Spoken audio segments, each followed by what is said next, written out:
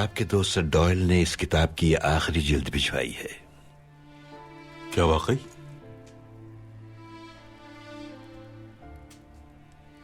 क्या Sherlock Holmes का आखिरी मारका है सुल्तान? हाँ बिल्कुल, ये अभी तक शाया भी नहीं हुआ है। ये देखिए।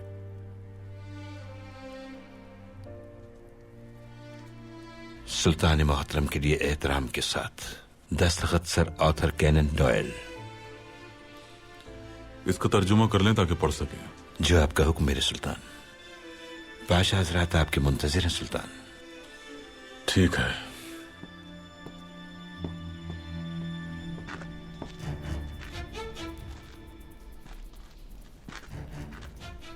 ये एक भूल भुलैया है पोपा जान। अगर इसका किसी को इल्म भी हो फिर भी वो आसानी से दाखिल नहीं हो सकता, क्योंकि इसमें दाखिल होने के बाद वापसी का रास्ता नहीं मिलता। लेकिन आप तो माशाअल्लाह बड़ी तेजी से गुजर रहे हैं। पोपा जान, इसमें हैरत की बात नहीं है। हमने अपना बचपन इन्हीं रास्तों पर खेलते हुए गुजारा है और बाबा से फरार होने के लिए यही रास्ता इख्तियार करता हूँ। आपको ऐसा हरगिज नहीं कहना चाहिए शहजादे। आप तो जानते हैं आपके बाबा और मेरे सुल्तान जो कुछ करते हैं लोगों की भलाई के लिए करते हैं।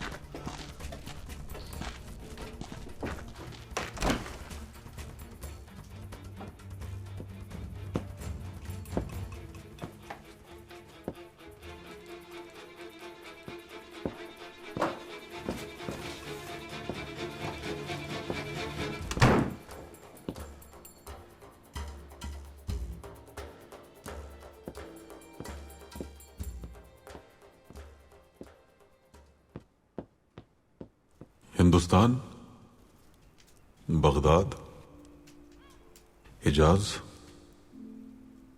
इस्तांबुल, वियना, बर्लिन, पेरिस और लंदन। उसके बाद नया बर्र आज़म अमरीका। यह इन सब को आपस में जोड़ देगी।